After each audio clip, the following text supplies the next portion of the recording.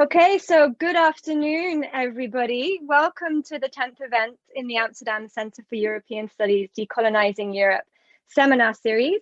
I'm Pallister Wilkins, a colleague of Best Ishlein and Tasnim Anwar's from the Department of Politics here at the UFA. And I am very pleased to say, for this session on decolonising migration, we are joined by Nadine El-Enany to discuss her recently published book, Bordering Britain, Law, Race and Empire, published in 2020 by Manchester University Press. Nadine teaches at Birkbeck, University of London, and is co-director of the Centre for Research on Race and Law. Nadine's research covers migration and refugee law and European Union law, alongside issues of race and justice in deaths in custody, and the role of law in addressing environmental harm.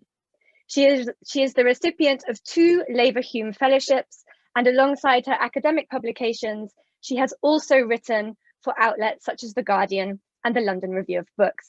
So welcome, Nadine. We are very pleased to have you joining us here today. And to kickstart our conversation, I was wondering if you could briefly talk us through the main arguments of your book. Thank you, Polly, and thank you very much to Beste and Tasnim for inviting me to this conversation today.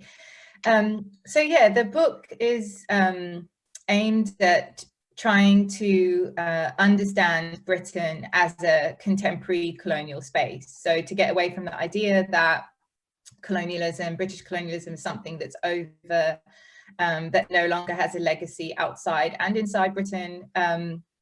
And I do this by looking at British immigration and asylum law and nationality law in the context of Britain's colonial history. So looking at how these laws emerged at particular moments in the story of the British Empire and the story of the making of modern Britain, Britain as a so-called legitimately bordered sovereign nation state. And what I try to do is to challenge the idea that Britain is a legitimately bordered sovereign nation state by thinking about the British border as it was drawn by immigration law and nationality law in the 1960s, 70s and 80s as actually being colonial violence. So the British border is ongoing colonial violence, immigration, asylum, nationality laws, ongoing colonial violence, in the sense that they prevent people who are racialized, the vast majority of whom have histories, whether personal, ancestral, geographical experiences of colonialism. And yeah, the border prevents them from being able to access Britain, which I understand in the book as being itself the spoils of empire. So the wealth in Britain, the infrastructure, sort of things that people take for granted as being what Britons are entitled to, and Britons I understand as being understood as being intrinsically white, and that's connected to the law, but I won't go into that right now. Perhaps we'll get to it in a question shortly. But yeah, I argue that the law is essentially an act of colonial violence in the way in which it deprives people with histories of colonization from accessing the spoils of empire, and also presents the spoils of empire as being the exclusive possession of white British people.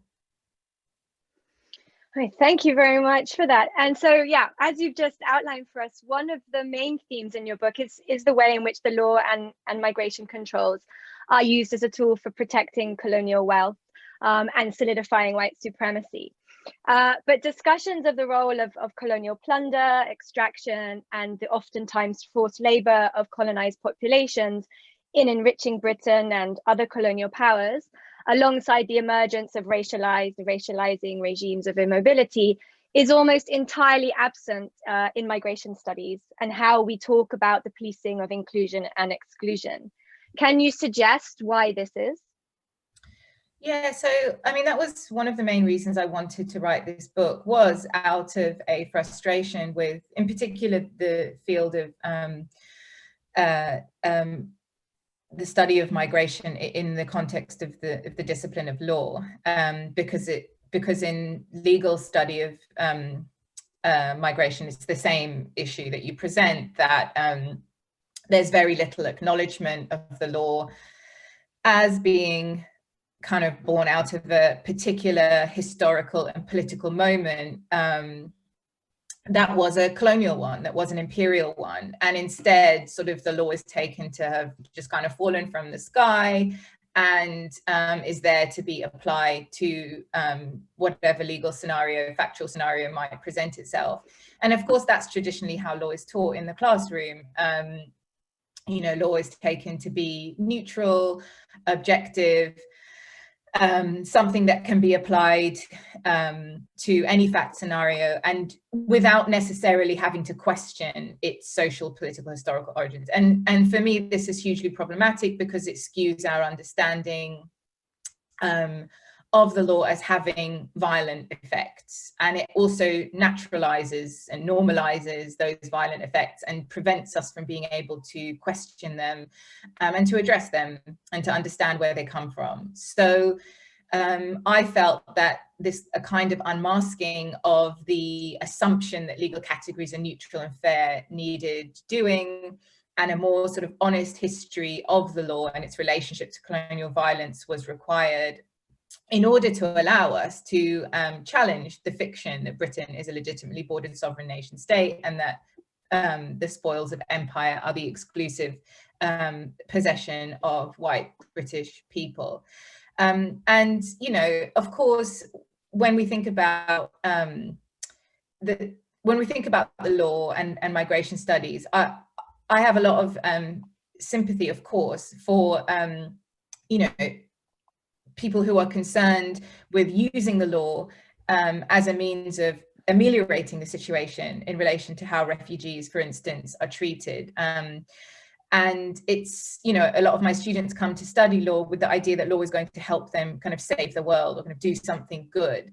And so what I'm trying to do is sort of show that the law also operates in violent ways and is itself violence, or can itself be understood as violence, in the way it is intricately connected to processes of categorization that were crucial to processes of colonization and conquest in the British imperial era, and how immigration law, as well as citizenship law and asylum law, nationality law, all operate today using those means of categorization, dividing people into groups of those who are deserving, those who have rights and those who don't, those who have a right of entry in state and those don't. And of course, those who don't are made subject to processes of racialization that make them vulnerable to harm and premature death, to draw on Ruth Wilson Gilmore's definition of racism, as I do in the book. And so it's about highlighting that with a view to improving our strategies as kind of political actors and activists, anti-racists, etc., who are trying to find means of challenging colonial violence and border violence today. Brilliant, thank you. And another major theme in your book is and you've started to slightly touch on this, is the politics of recognition that sets the limits of how we think about who belongs where and on what and whose terms. And the politics of recognition here relates to people having a legally recognized identity as determined in this instance by the colonial power, or at other times by the refugee regime. And alongside this, you are clear that researchers and academics themselves play a role in upholding such a politics of recognition. Therefore, if we are to decolonize migration, how necessary is it for us as researchers working on these issues to tackle the politics of recognition that structure how we govern and think about migration, and beyond that, citizenship? Yeah, I mean, it seems really important to me. And I think this is one of the things about immigration law that maybe makes it a bit more difficult to kind of get to the bottom of the problem of how a politics of recognition operates within the context of immigration law, because of course immigration law isn't only the thing that obstructs movement of people who are trying to access Britain, for instance. It's also the thing through which legal status is granted, which of course is something people want and need and struggle to get, and which lawyers struggle to help them to get, rightly so. So, but what that kind of obscures is the idea that these regimes of legal status recognition, whether we're talking about refugee law, whether we're talking about immigration law, whether we're talking about citizenship law, and all the statuses that people are seeking to prove that they have the criteria, that they meet the criteria for, all of these statuses basically serve to legitimize the claim that colonial wealth, as it manifests in Britain, belongs behind Britain's borders and can only be accessed with the permission of the colonial state. So in a way, while people need to appeal to those systems of status recognition, we have to be aware all of the time that our engagement with them and our appeal to them is also kind of reinforcing them, is reinforcing the violence and recognizing in turn the violence of the colonial state and its ultimate authority to determine the right of people to access stolen resources. And I sometimes use an analogy between, you know, the way in which Indigenous people in Canada and Australia, for example, have to submit to the strict rules and evidentiary standards which those colonial legal systems set up in order to be able to claim back the land that was stolen from them.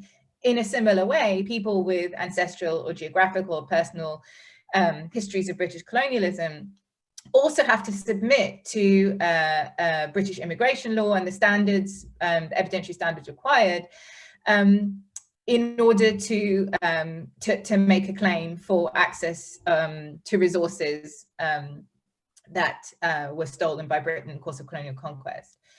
And of course, the problem is that those regimes then sort of look as though there is a way in, there is a fair system in place for determining access to stolen resources, but really this is a facade of justice, of the law, where sort of certain, you know, people are able to access those statuses, but meanwhile, of course, we know the vast majority of racialized people are prevented from accessing Britain because of the operation of borders and immigration law.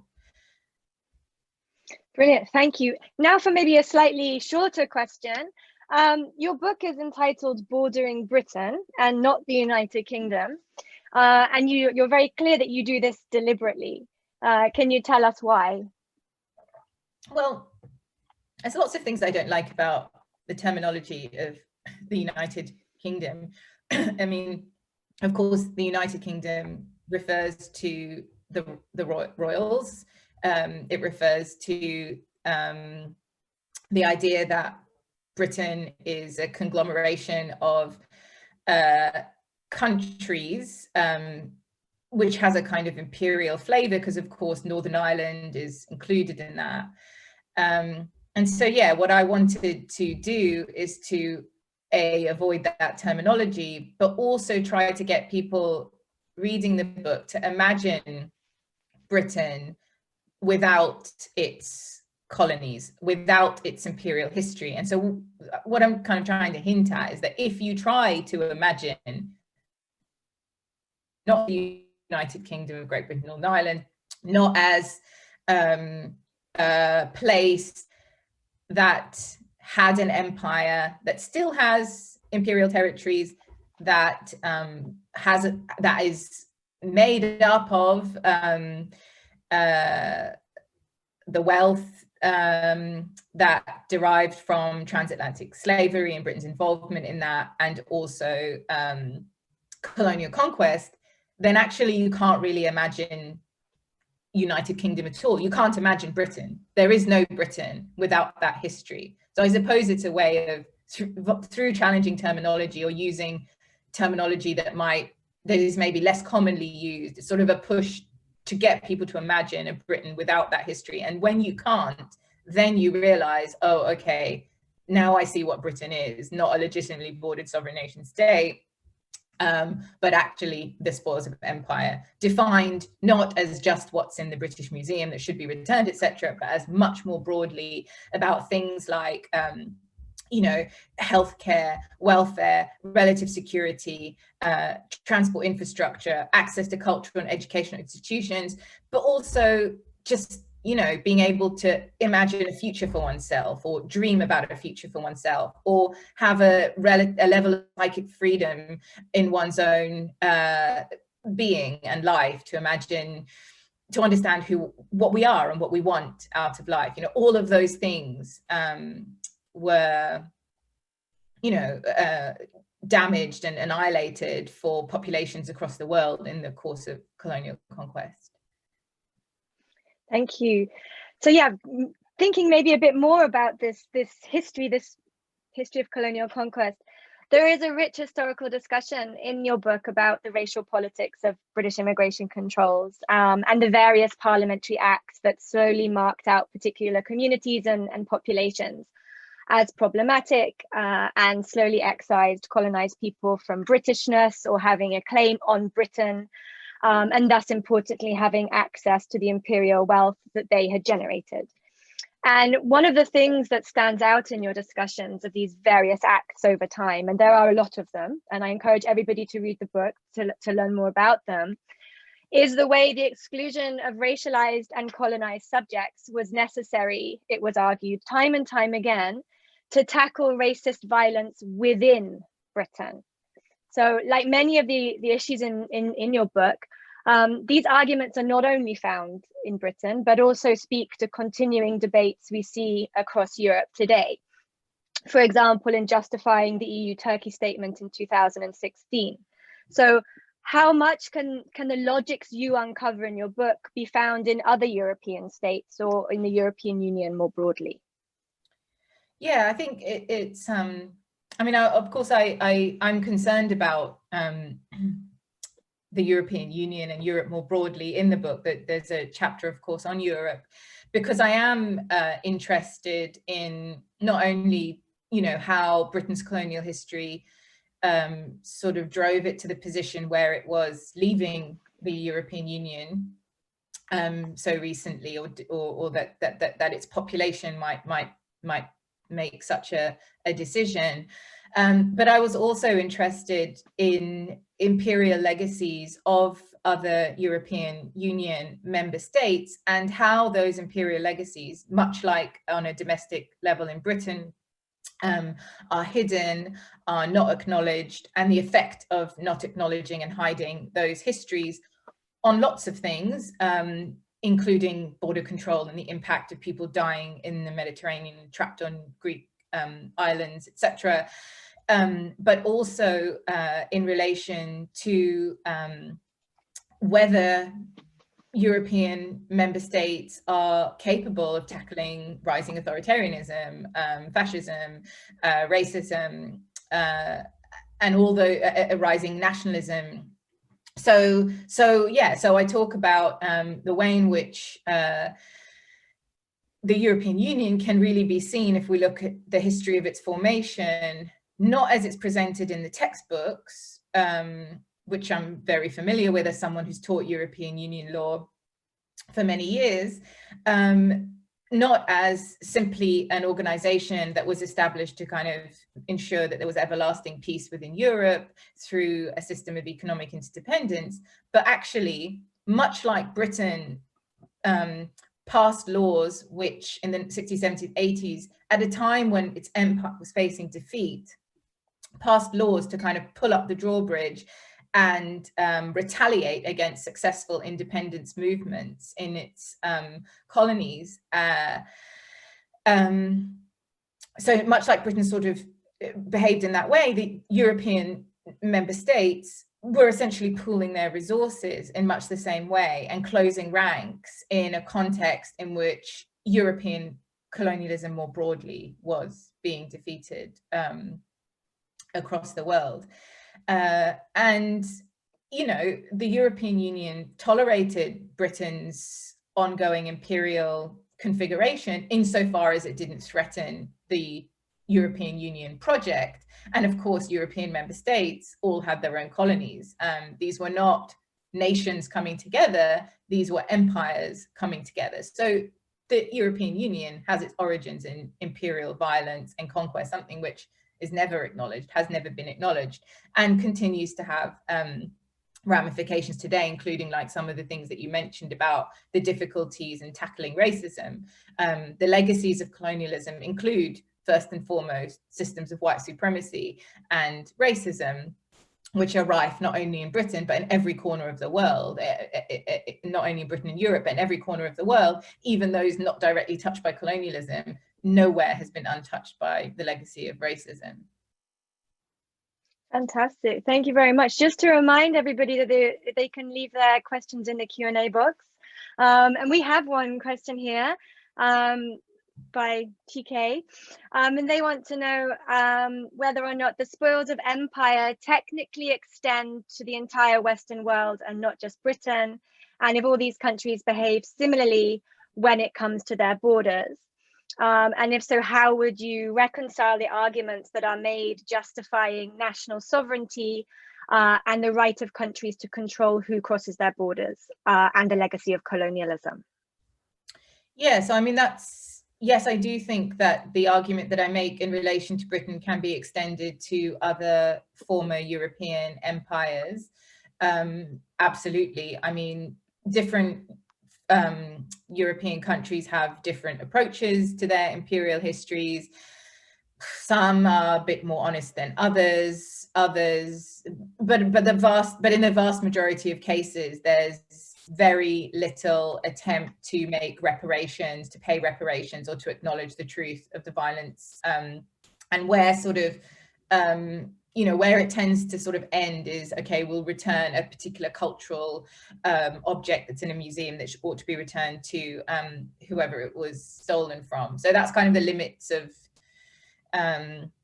recompense for colonial violence. So of course, my book focuses on Britain because I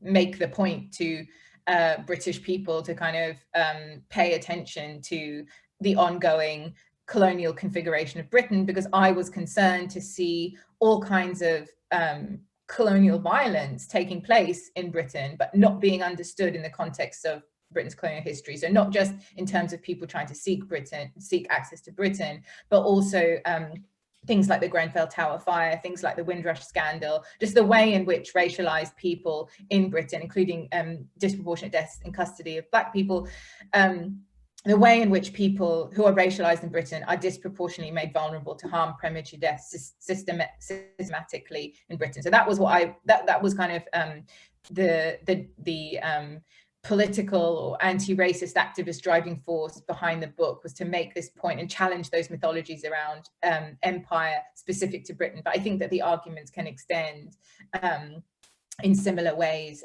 across other European countries. I think the latter part of the question was about sovereign, the sort of the idea of national state sovereignty. I mean, I guess the whole point of the book is to challenge that that's a legitimate framework for understanding nation states, and that if we understand countries like Britain properly in the context of their imperial history, it no longer becomes a defensible position to say nation states like Britain have a right to police their borders. Fantastic, thank you. We have another question here asking if you could please elaborate on the idea of the politics of recognition. What are its most important tools?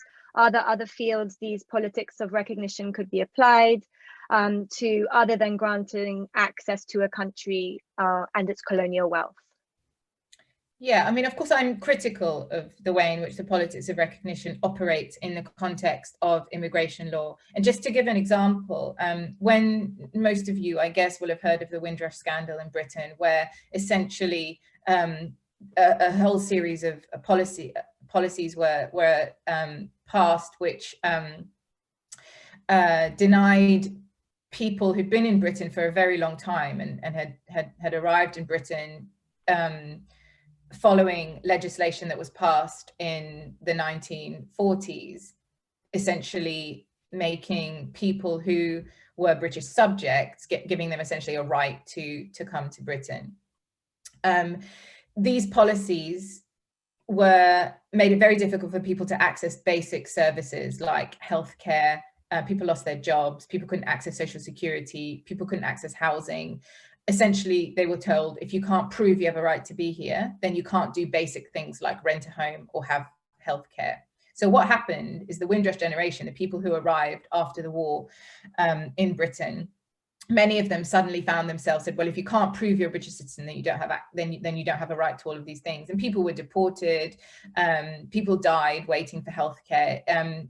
You'll probably remember it was a huge scandal. Now, one of the things that I was concerned about in terms of how anti-racist activists responded, some scholars and activists responded, was to say, oh, well, these people were citizens, so they should be treated like citizens. Now, it is true that some of them might have been citizens, and technically we can get into a legal argument as to whether they were or weren't citizens, because the 1948 British Nationality Act, which made it possible for them to come to Britain, made them citizens of the United Kingdom and colonies. But technically there wasn't anything, a real national status of nationality or citizenship until 1981, which I discuss in the book, but I won't get into that. But the point is that when you make the argument appealing to a status like citizenship, that these people should be protected because they're citizens, what does that mean for people who are irregularized, people who don't meet the criteria for citizenship? So you can see there that people who are in a very vulnerable position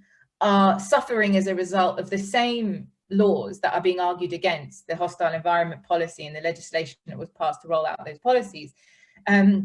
They're kind of thrown under the bus when we make arguments on the basis of systems of legal status recognition, regimes of legal status recognition, like, for example, citizenship in this particular case. So what I was trying to say is we need to be careful when we invoke the law, when we invoke legal rights, as a means of making an argument for protecting a particular group from racial violence, from racial state violence, because what happens to people who don't meet that status? So what the book is trying to do is to say, if we understand Britain in its colonial history, the whole system becomes illegitimate.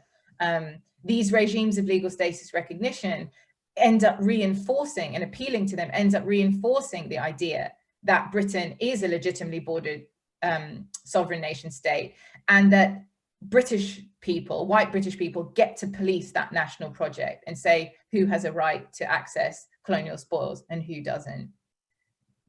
Thank you, thank you. We have a question here from Nadine El-Enany. I hope I pronounced your name correctly. How does the framework of understanding borders as colonial instruments change when considering European countries that do not have a colonial history, such as the case in Eastern Europe? Yeah, so I mean, I was kind of getting at this a bit earlier when I said that, I mean, of course, these European member states are nevertheless part of the European Union, which, as I was saying earlier, cannot be understood as anything other than an imperial project.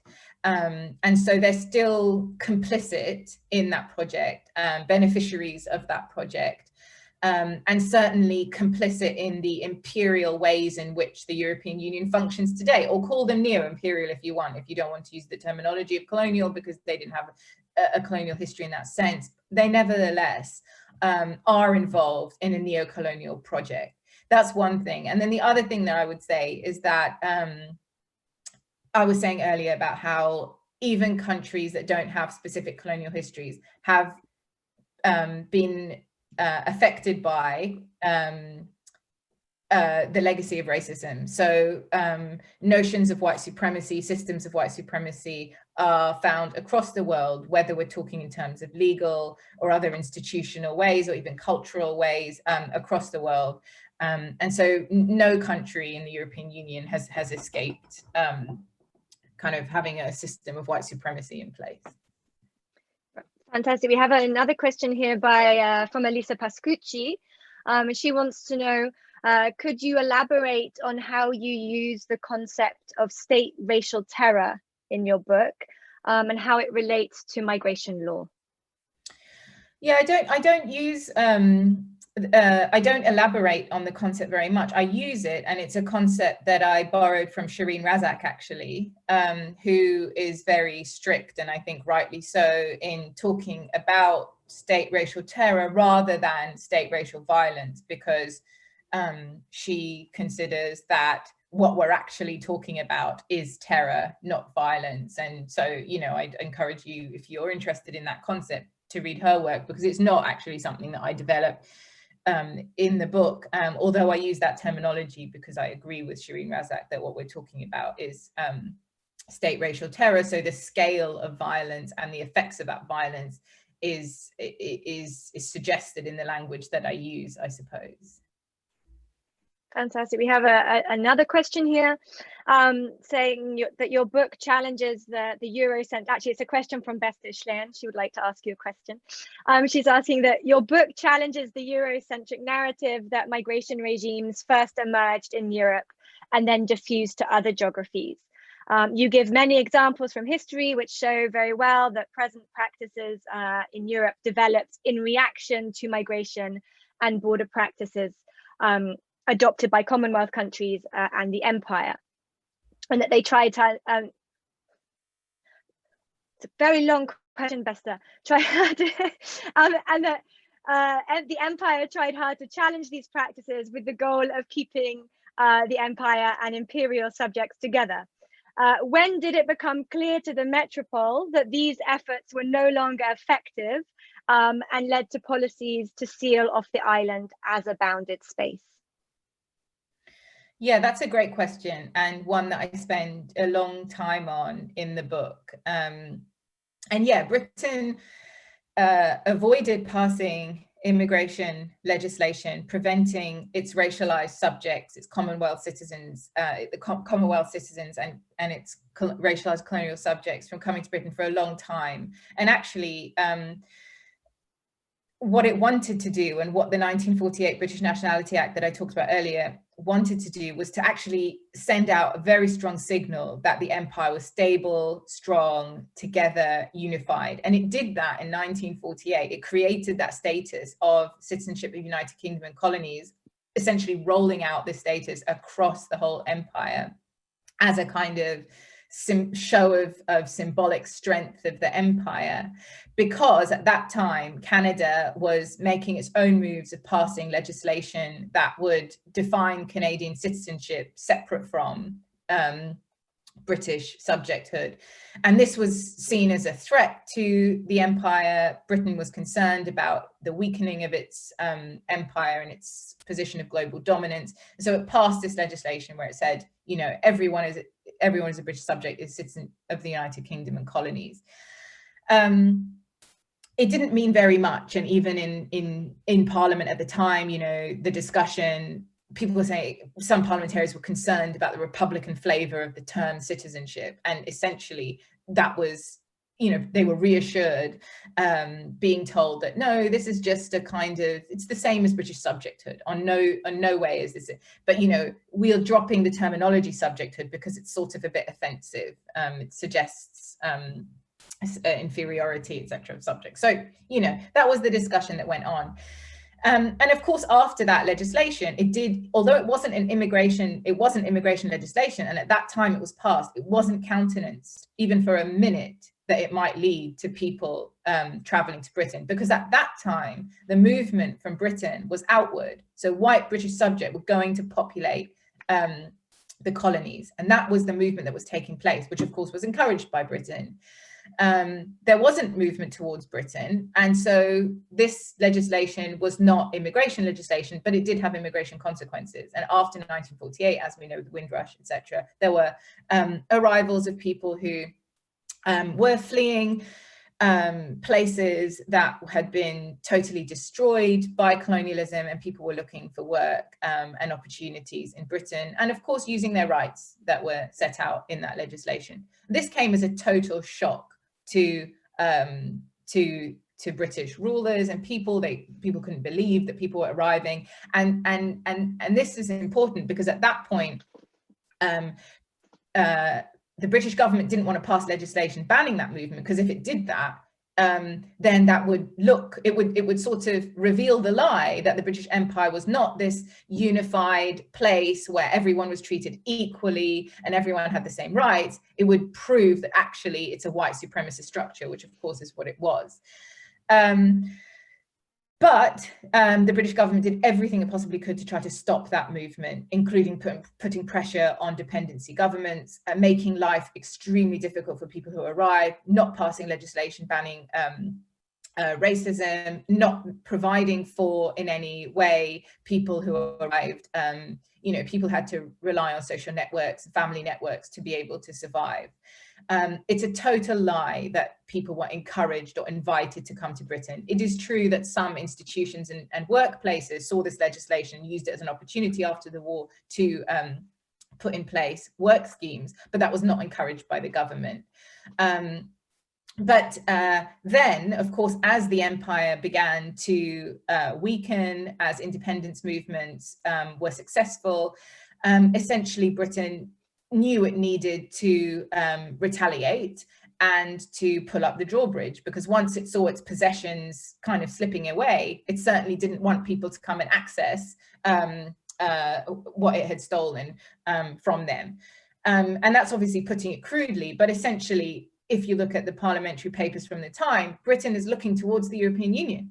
It's looking towards another system where it can potentially dominate and continue to exert its global power and influence by leading up the project of European integration and, you know, jettisoning its empire.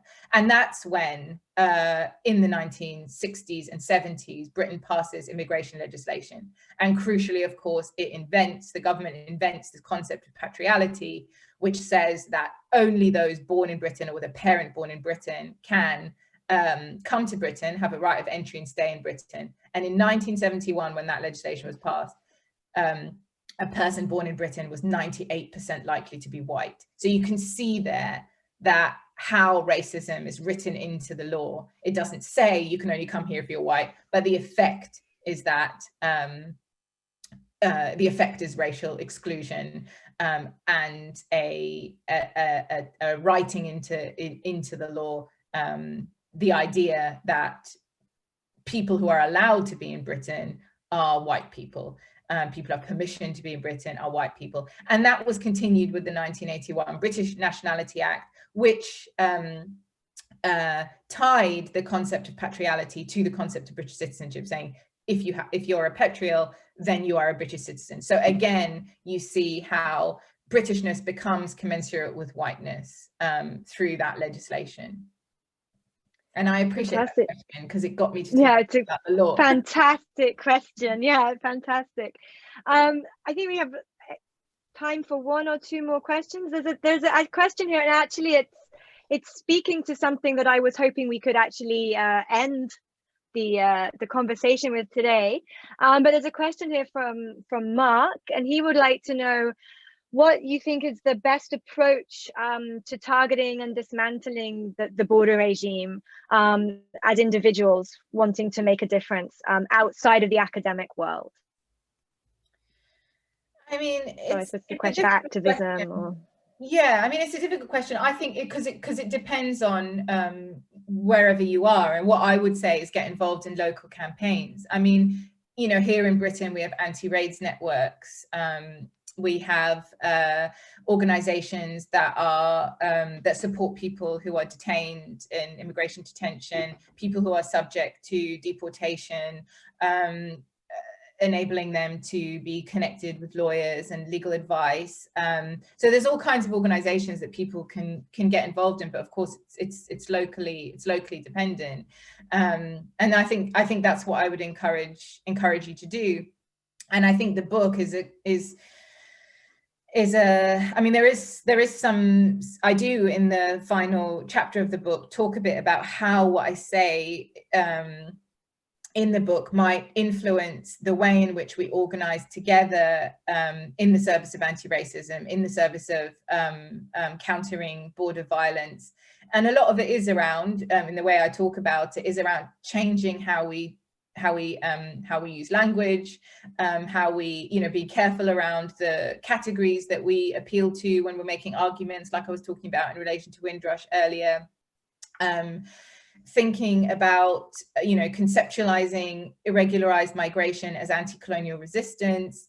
And of course, you know, those things may not seem practical because they're more about how understanding, how, reframing our understandings and the way we talk and think about migration. But I think they're also important for a lot of the time for people who are affected by border violence, because what I want out of the book is that racialized people who are constantly being told you should be grateful to be here, you don't have a right to be here, you know, you're here because we allow you to be here, is actually that they would feel empowered and entitled to be present in Europe, in Britain, and to access resources, including without permission. And, you know, one of the things I've been pleased about is when I have talked, especially to young people, about the book, is that they've said, you know, we kind of understand now where racism comes from. A lot of it is to do with the law.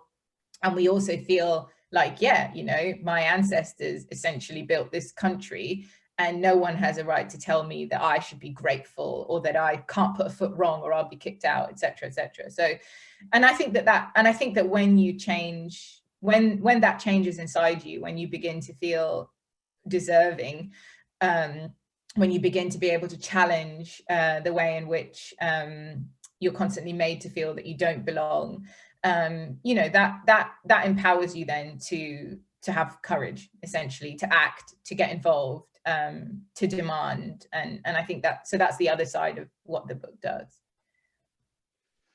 Fantastic, thank you very much. I mean, and then, you know, I wanted you to talk about the sort of the possible reparative possibilities and the place of migration within these to conclude, and I think you've just done that wonderfully for us today, so then just now. So thank you very, very much. Oh, we have one more question that's just come in again, so we've still got some time, so we'll keep going. So the question here, also again from someone who's already asked the question, but says here, the British government has only just quite proudly claimed that it no longer has open borders. Yes, Priti Patel, we all know about her, and we all understand the politics behind this push. But as a non-British former colonial subject, this is almost like the colonial experiment going totally rogue. Is there any hope for Britain and its identity as a former colonial power? I mean, I think naturally I'm not a very optimistic person. And of course, Britain is in a totally dire state on so many levels at the moment. It pains me to list them, and I also think it's unnecessary, you know, from its border violence to its handling or mishandling of the pandemic, worst death toll in Europe. You know, and of course there are colonial logics at play in the way in which the pandemic's being handled. You know, not only are poor racialized people disproportionately at risk of dying of the virus, but, you know, this idea that surplus populations can just be left to die is something that was very much at play in the colonial era, with colonized populations being left to die of famines, which, you know, were not natural causes, were not natural disasters, but were actually orchestrated through policies by colonial authorities. And so, you know, when you look at those kinds of patterns, it's difficult to feel hope. But what I would say is that what we have also seen in Britain over recent months is an unprecedented Black Lives Matter uprising, which has been amazing and has given me hope, because of the ways in which, you know, there were actions and places in Britain where there's never been any kind of activism before, anti-racist activism. People came out onto the streets in a sustained way, in a way that has never happened before. And that does, I think, that does give me hope. in terms of what Britain's prospects are in terms of reducing racial violence or tackling or challenging racial violence. So I suppose, I would look at that as hope. And there are ways in which certain campaigns have been really reinvigorated and given power as a result of those movements. Like if you think about the Grenfell Tower fire, the families, because of their racialization as Muslim, the vast majority of them found it very difficult to say that what happened to them was racial violence, because it's very difficult to organize politically if one is racialized as Muslim, because of course the label of terrorist is attached to any kind of political activity that any Muslim partakes in, because of the war on terror and the normalization of Islamophobia across the European Union. But what was able to happen is families came together in the course of the Black Lives Matter uprising and used the terminology. They projected it onto the building, which still stands in London, saying we can't breathe, because of course the last words of their relatives were just the same as the last words of people who are killed in custody by the police. So there are ways in which I think that struggles have been connected, and I think that's one of the most important things, when struggles are connected, when people come together in a truly coalitional internationalist fight against racism, in the struggle against racism, that gives me hope when that sort of coalitional collective struggle is formed and connections are made. I think that gives me hope. Maybe to stay with the concept of hope and moving forward, I'm wondering also maybe if you could sort of end and conclude with sort of what it is that researchers can do around these issues. What is the type of work that you would like to see migration scholars, border scholars, scholars of the European Union, social science more generally, to engage in order to sort of address maybe some of the issues that you've raised just now in the Q&A? Yeah, I mean, I talk about this a bit in the book because, like I said, one of the main reasons for writing the book was to challenge the acceptance of legal categories as being neutral and fair in academia. And so particularly in the last chapter, in the conclusion, I talk about how we can change the language that we use, how we can reframe our understandings of regularized immigration as anti-colonial resistance, for example, not talking about host states and refugee producing countries, challenging the ideas of nation state sovereignty and thinking instead about, the border as colonial violence, immigration law as ongoing colonial violence. And I think it would be to try to, I would say that, in the classroom and in the work that we do is we should be constantly challenging the mainstream acceptance of legal categories. We should be thinking always about how the work that we do within academia influences the minds of our students. When we talk about the law as just something that fell from the sky, that's having an effect in the classroom, and that's having an effect at the dinner table, that people sit around at home and then talk about the law in ways that, like, well, that person doesn't have a right to be here, so it's fine that they should be treated that way. Okay, it's sad that people die at sea, but they don't have a right. All of those kinds of unquestioning assumptions about the law become challenged, because I talk about the law as being a prop that's used to teach white British people that they own the spoils of empire and that they can police that national project and say who gets to come in and who doesn't. And so I suppose if we start to challenge the law and kind of show it up for being unfair and embedded in colonial violence or itself as colonial violence, then we're kind of empowered to have those arguments, whether we're in the classroom, whether we're writing a research paper, whether we're talking to friends and family. Fantastic. Thank you so much. It's an invigorating note, I think, to end on. I just like, we don't have time for much more. So I just like to say thank you very much to Nadine for her contributions for today. And if you haven't done so already, I encourage everybody to read her excellent book. I kind of keep doing this because it really is fascinating, Bordering Britain, Law, Race and Empire.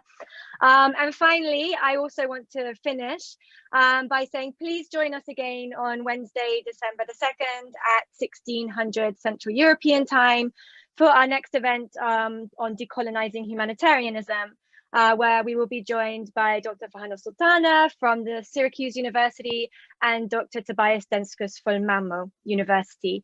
So thank you again to Nadine for this absolutely fascinating talk. Again, please, everybody, buy and read her book. Buy it for your mum. That's what I have done. And so, yeah, thank you very, very much, Nadine, and goodbye to our audience. Thank you. Bye-bye.